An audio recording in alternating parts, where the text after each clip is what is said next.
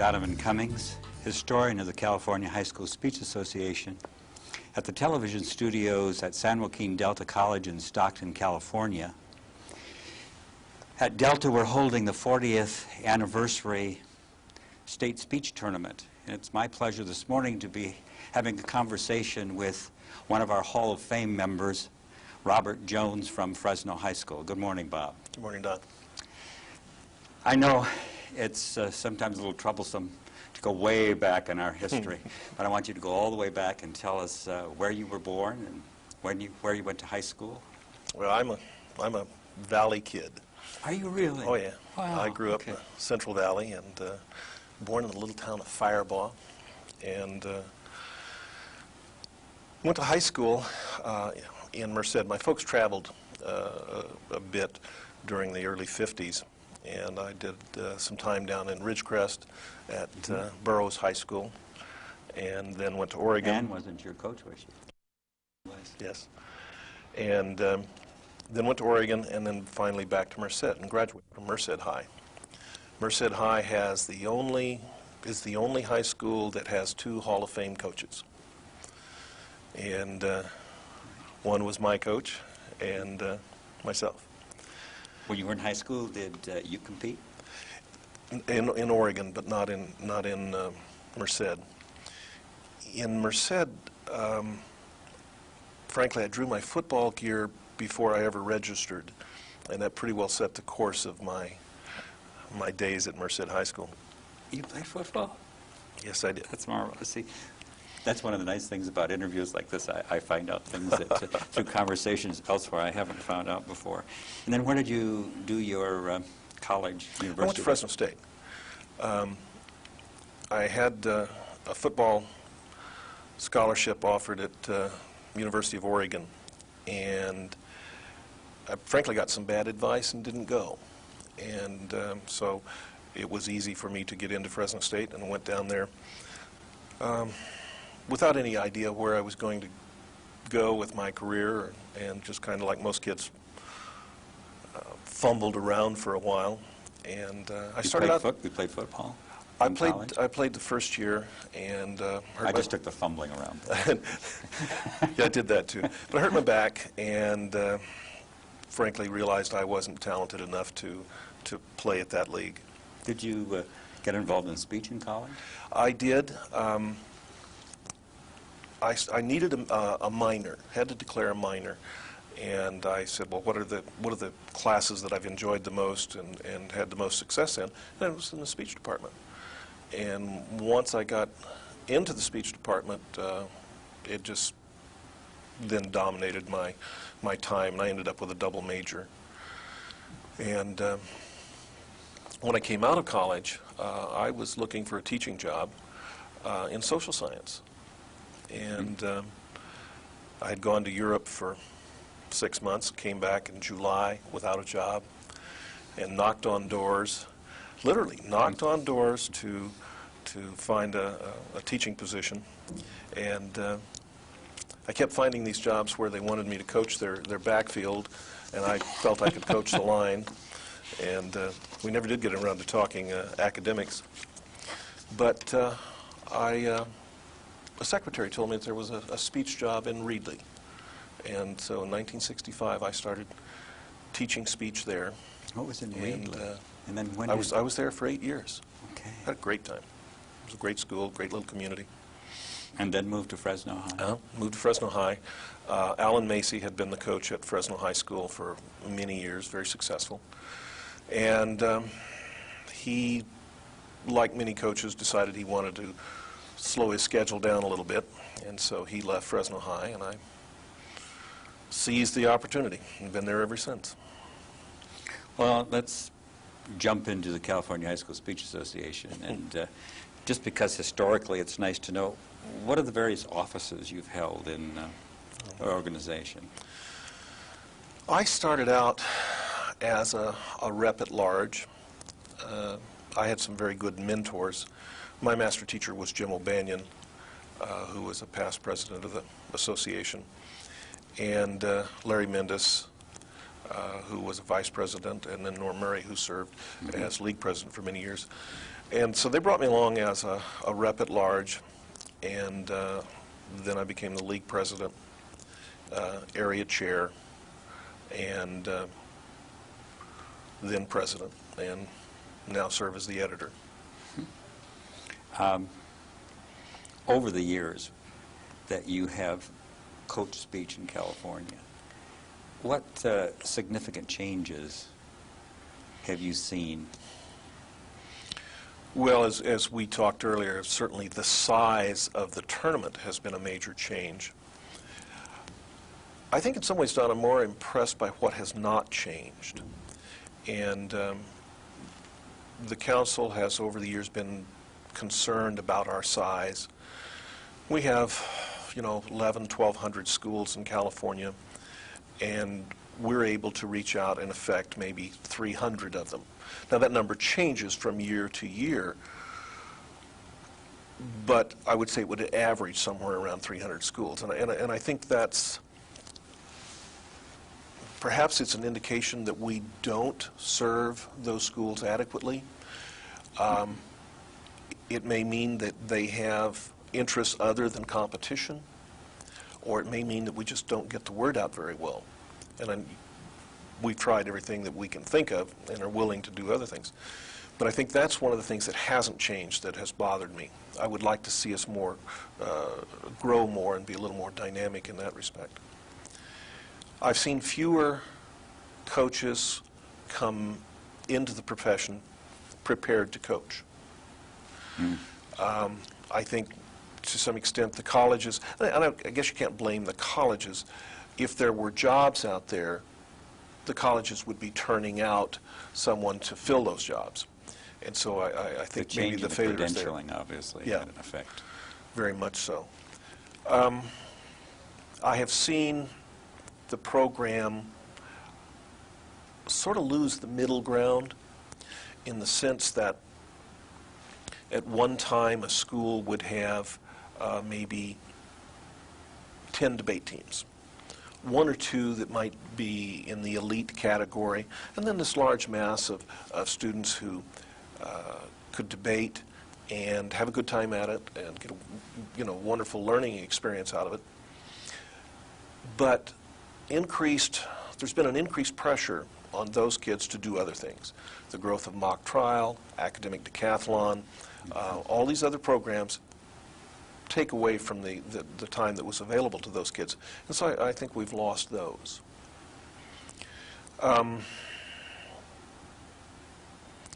Other significant changes, I don't know. I listened to the final rounds at Nationals, and I see the quality of the work that the kids are doing, and it frankly amazes me every year that they can be so wonderful, so great.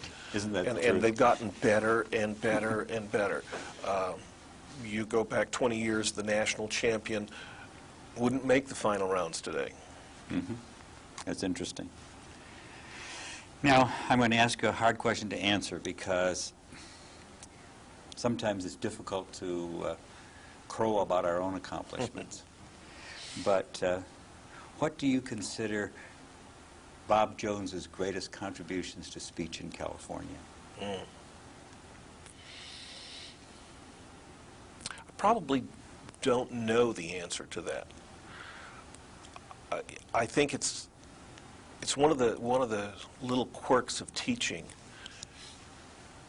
is that you don't always know when you're successful. You look to the trophies on the wall, and you look to the students who've won your state championships or your national championships, and you think, gosh, I was a success. When in fact, those kids would probably won without you. Mm-hmm. My best competitors would have won in spite of me. But I think as a coach, you get a hint now and then when you see an adult who says, I was in your speech class 25, 30 years ago. Yes, isn't that and delightful? You say, gosh, you were a lot smaller then, and they say things like, you taught me so much. And you say, I don't even remember this person because of the thousands that have gone through. Right. So I don't think I know what my contribution is. I know what I've tried to do.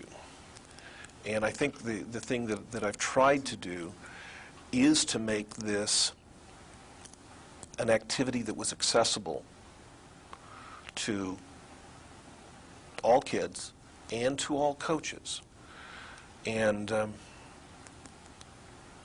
over the years, I think we've all kind of carved out a certain turf and become protective of that. And I've certainly, in recent years, been very concerned about what's going to happen with debate. I don't believe that I like the direction that some people have taken debate. And so I want it to continue as a viable event, and I'm trying to get people to communicate and discuss what their needs are and what their goals and desires are for debate. And because I want debate to be inclusive rather than some kind of an elite exclusive event. I'm glad that you brought that up, because when I ask you the question, I always have an answer for the question I ask. And I'm glad you mentioned debate, because it seems to me over the years working with you on the council and that sort of thing, your intense interest in Congress and that it be run properly and the development of Congress and team debate. I mean, those just go with Bob Jones, well, as far as... Congress was a funny story. We were at UCLA for a state tournament, and Congress was not running well. Just people had not prepared well to run the Congress. And Dick Gustafson, who was president at the time, just kind of reached out and said, go with this lady and help her. Well, I didn't know who this lady was, but this lady was Gertrude Backus, who was certainly one of our greatest coaches. And she took me over to Congress, and we stood in the back and watched this Congress struggle along for an hour or so. And we retired to the tab room, and she decided what needed to be done to fix Congress. And she went in and fixed Congress. And I was sort of her gopher. Following year, I inherited Congress. And so many evening sessions with the local coaches in terms of how you run an event efficiently. And so it then became an amusement to see if I could make Congress run on time, effectively. And I think the format that we came up works pretty well. Yes. Another question that is difficult to answer, because we're always afraid we'll leave somebody's name out. And that is bound to happen, because you know, it's like in the Academy Awards. If you know this question ahead of time, you come with your long list of people you want to thank. But I think it's important to ask the question, what coaches over the years do you remember most, and why? Well, certainly Jim O'Banion. Jim was the first teacher that I watched work in a classroom in a way where each student was treated as an individual. It was a totally individualized program. You didn't have to sit in rows and speak when spoken to. His classes were run somewhat chaotically, and yet everybody had a goal and a direction. And that was new to me. I had not seen that before. And Jim was a closet intellectual and just a supreme political analyst. And I saw that the kids were intrigued by that.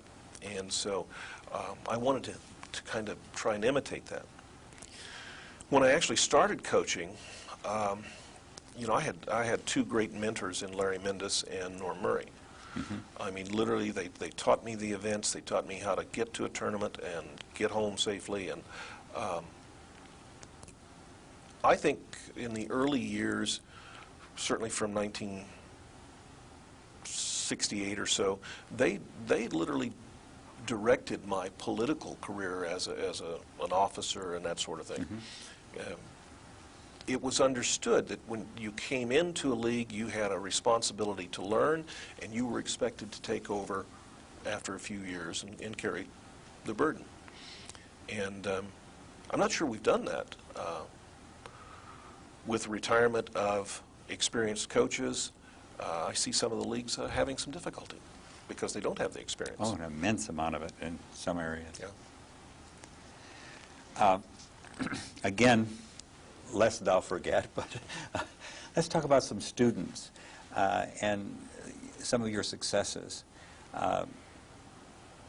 Do you have any idea how many different years you had students to state and to nationals and the successes there? I'm asking you to crow if you wish. I didn't qualify for the state tournament my first 2 years of coaching.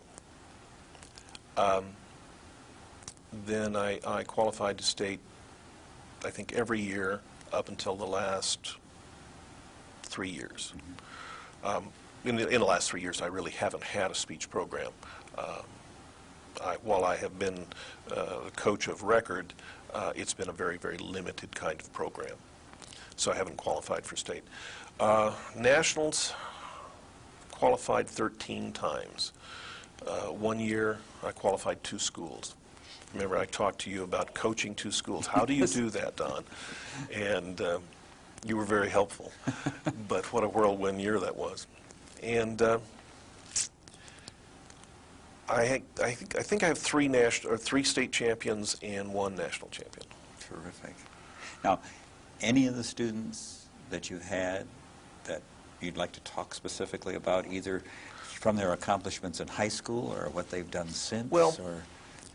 Elaine Barnett was the first kid that I heard called the franchise, because she literally was. There wasn't anything that Elaine couldn't do. You can count on the fingers of one hand the number of tournaments that she didn't make the final round. Just an absolutely awesome performer and a wonderful kid. She currently lives in Hamburg, Germany, and she teaches speech to German businessmen. She has taken all of the stuff that she stole out of my classroom. She has her own book, and if you look in there, the outlines are awfully familiar. But she has German parents come to her and ask her to tutor their children because speech is not offered in their schools. And they're realizing the importance of presentations in business and just general communication skills, public communication skills, and their importance. And so she's turned that into a fairly successful business there. Other kids that are doing well, certainly the Inmark family. They were my franchise family. 7 students in the family. It was a family requirement that they had to take 1 year of Jones's class. Now, if I couldn't keep them after 1 year, that was up to me. But I did keep them, and I can't really recall a time when there wasn't an Inmark in my classes. And they've gone on. Let's see. 2 of them are attorneys. One is finishing his PhD and working for Hewlett-Packard, making more money than you and I combined. All our lives, probably. All our lives, probably. One of them's an office manager. Another one is working on her PhD at Santa Barbara.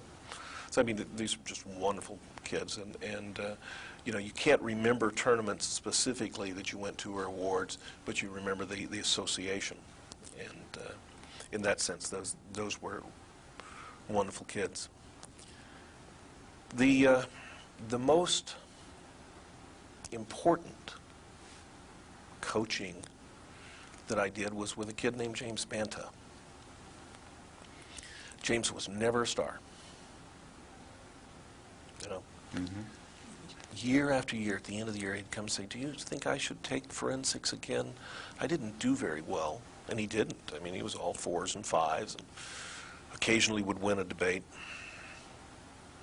And I would, of course, you know, be the dynamic coach and say, "Of course, you know, keep in there, hang in there, son, you're doing well."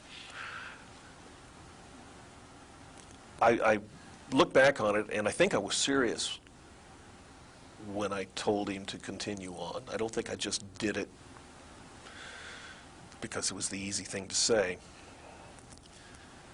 But he did hang in there. And in his senior year, the poor kid had spent 3 years in junior varsity division in almost every event, couldn't get out of the junior varsity. So I just upgraded him to the varsity division. All of the debaters were coming to him with questions about debate and about the topic. He was the center of the knowledge on the debate topic that year. And I noticed that day after day, kids would go to James. They didn't come to me, they'd go to James for the answers. And so he won a few rounds and was sort of a mediocre competitor his senior year. At the Student Congress, the National Qualifying Congress, where the kids vote, the kids sent James to nationals. And I get choked up about it, because that was the most touching coaching experience, I think. And he's a great kid. He teaches today at a restart program and deals with the kids who can't make it in school anywhere else. And so I'm real proud of James. Can you, and that's a beautiful story, can you think of any incidents, either going to state or going to nationals, that were amusing or sad or frightening, or that you'd like to share? Well, I could tell you about James and Brian and Matt. We were staying in a hotel in San Antonio, which is one of my favorite cities. And looking from their balcony, they spotted a mat by the pool deck that had a particular sign on it. I don't even remember what the sign said, but they thought it would be amusing. So one of them came and said, I left my folder in the car. Could I have the car keys? Dummy that I was, I gave him the car keys. Well, Brian took the car and was going to go out around the hotel and pull up along the side. They were going to roll up this mat, throw it in the trunk of the car, and I don't know how they planned to get it home or get it past me at the airport, but they never got that far. Brian drove out of the hotel, missed the first turn, was on the freeway and about 14 miles away before he could get off of the freeway, and now he's lost. Of course, he can't call me because he has the car. He's not supposed to have the car. And he has left James standing on the street at 3 a.m. with a stolen hotel mat when the prostitute arrives. And she's relatively desperate. It's late, and she's probably a junkie. And so here's this innocent James Banta standing there with the stolen goods, trying to deal with the prostitute. Now, this story all came out about 3 years afterwards. Oh, sure. And I think they still have a great time. And Brian finally made it back to the hotel. But you know, most of our stories are fun. Larry Smith and I were talking the other day about the thousands of miles that we have driven those big Ford vans. I mean, we'd be a great advertisement for Ford Motor Company. Because so right. we could cover so many miles so safely. And it was. Now, you and I know of 3 or 4 accidents that have happened over the years. But generally speaking, given all of the thousands of miles that we've traveled, late hours and all, it's been a very safe thing. And that's one of the things that surprised us, you know, that we did all of that and without any accidents, right, without kids being hurt. I only had 2 kids hurt in the whole time. One slammed her finger in the door of a van, and the other one jumped a brick wall and missed and landed on her head, you know. But it is amazing. It Yeah, really it is. to sort of draw this conversation to a close, I pose the question to you, is there anything else you'd like to talk about that I've missed in asking questions? This is the wide open question. I don't know. I continue to wonder, how much longer can I continue to do this? And I think that it comes down to, can I find new things to do? I don't want to continue to just do the same old things. If I can find some new things to do, I'm considering going back to my district and making a proposal to become some kind of a mentor for the speech program in our district, because our district is in difficulty. We have coaches who would like to coach, but they don't know where to start, and they don't have anybody that they can turn to. I mean, for years I could get on the phone and call Larry Smith and say, Larry, I need something, whether it was something for the bulletin or something for my own class, or a simple question of, how do you do this? And he'd send me materials in the mail, and I would adapt them for my own classroom. And these young coaches don't have that.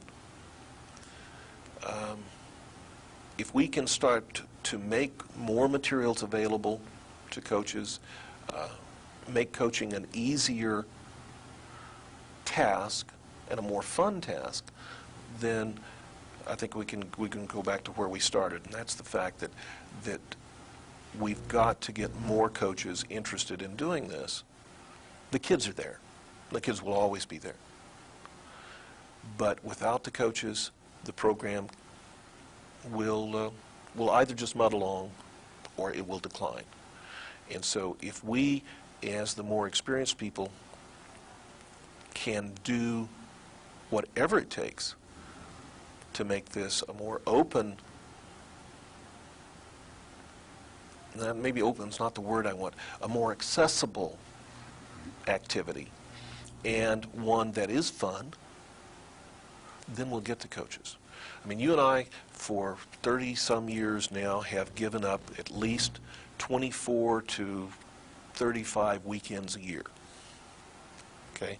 But we had fun doing it. We used to joke that you didn't know when the tournament ended and the party started. And that's the way it was for many years in our area.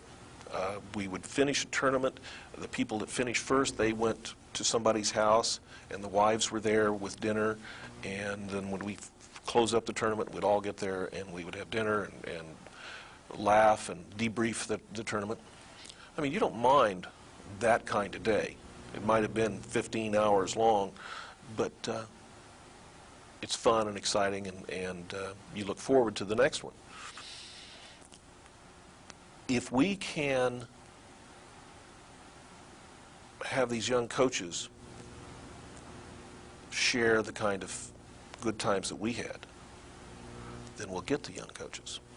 But if they come to the state tournament and it's unpleasant, if they go to the national qualifying tournament and they come away with sort of a sour taste in their mouth, then they're going to give it up after a couple of years. And so I think what we have to do as we sort of wind down our careers is to somehow make available to them all of the things that made it easy for us, whether it's materials, whether it's just suggestions on how to run a class or how to recruit kids, do that, but at the same time teach them how to have a good time at this. Well, Bob, I know I express the feelings of probably hundreds of coaches in saying that we have appreciated your involvement so many years, and especially on the council, where your thoughts have been important to all of us. And I'm especially today appreciative that you were willing to come in, because I know that right after you leave here you have to go start preparing debate competition, that you would come in and share your thoughts with us today. So our thanks to Bob Jones, the coach from Fresno High School and Hall of Fame member of the California High School Speech Association. Thank you.